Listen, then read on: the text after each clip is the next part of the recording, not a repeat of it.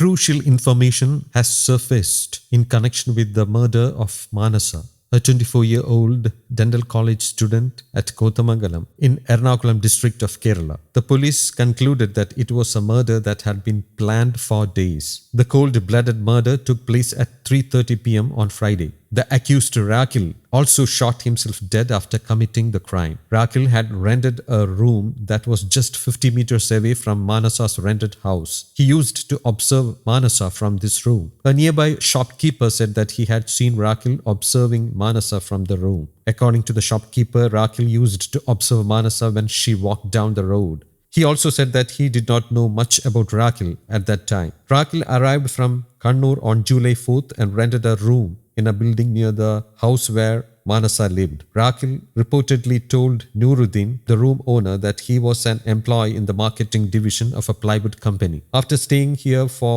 4 days, he returned to Kannur. Later, he was seen in the room on Thursday evening but left during the wee hours of Friday, according to the house owner. Nuruddin recounted that he did not notice anything suspicious in Rakil's behavior. Rakil stayed in the room for 4 days. After that, he was not to be seen. So I called him. He said that he had some work at Aluva and from there he had gone home, but he returned last Monday. I had seen him in the room on Thursday evening, but he wasn't there on Friday morning. After hearing about the murder, I went home and checked Rakil's ID card. Soon after that, I informed the police about his stay at my building, Nuruddin explained. The prop team has said that 2 mobile phones of Manasa would be crucial in the case. With both the victim and murderer killed in the gruesome incident, the phones of both of them are expected to shed some light on their relationship. Though both of them are from Kannur district, it is inferred that they got acquainted over social media. After taking the statements of both their parents and relatives, there will be more clarity into the case, said the police. The police think that Rakil, who stayed near Manasa's rented home for nearly a month, might have tried to contact her over the phone. Manasa was probably unaware of Rakil's stay near to her place. Manasa's father had earlier lodged a complaint with the police, alleging that Rakil had been harassing his daughter. The police then called Rakil and his parents to the station and spoke to them. His parents had assured her father that Manasa would not be disturbed by their son anymore. The youth's phone had photos collected from Manasa's social media account. The phone was formatted and those photos were omitted.